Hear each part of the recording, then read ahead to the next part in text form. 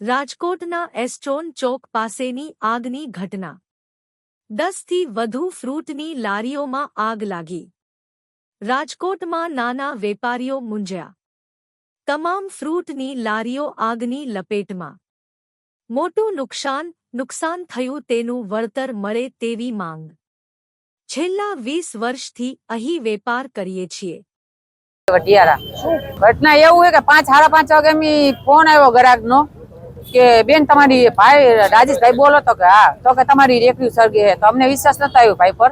આપણે ભાઈ હા બતા હશે અમને વિશ્વાસ તો ભાઈને કીધું કે ભાઈ વિડિયો કોલ કરીને બતાવો ને અત્યારે કોઈ પર ક્યાં કારણે બોલાવે તો વિડિયો કોલમાં વાત કરી ભાઈ ભેગું કે તમારે ભાઈને કીધું કે ભાઈ તમે ભાઈને કે ઓલા શું કહેવાય ઓલા ભાઈ બિગર વાળાને બોલાવી દો ને ભાઈ અમને આવતા અમે ગૌતમનગર મોદી ભરા નિસારે ની જ રહી અને અહીંયા આવતા બે ભાઈ બિગર આવી ગયા હતા ઉલાવતા હતા પણ અમે આવીને જોઈને તો અમારો જીવ બળી ગયો કે આ હું આ ક્યાં કેમ હેરગું 12 વાગે અમે અહીં ગયા 12:30 વાગે અમે બેઠા હોય વરસાદ હોય ને ચોમાસો હોય ઠંડી હોય શિયાળો હોય તમે અહીં બેઠા જ હોય તાપ કરીને ઓલું કરીને કે આમ ઠંડી હોય કે વરસાદ હોય તો અમે અહીં બેઠા જ હોય ખૂણામાં કે અમારે કે આ માલ અત્યારે તમે જો એક રેકડીમાં 15 20 આ 30-35 લાખની નુકસાની આવી છે। અમારે ટકનું લઈને ટકનું ખાય દલાલાની મૂડી 6-7 લાખ રૂપિયા દલાલાની મૂડી થઈ ગઈ। અમારે 10 રેકડી છે અમારે 10 રેકડીમાં બધી 10 રેકડીમાં ઈ કઈ ખબર નથી।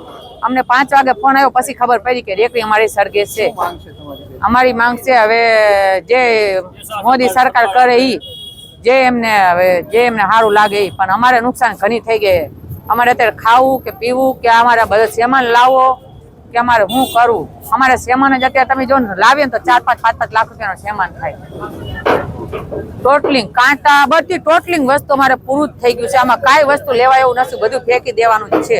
માલ તમે જોવો બધો સળગી ગયો છે એકે માલ એમ નહીં કે આ બાકી રહી ગયું કાંટા રેકડીયું કે અમારી બધી વસ્તુ કે તગારા બધું પૂરું થઈ ગયું છે। અને હું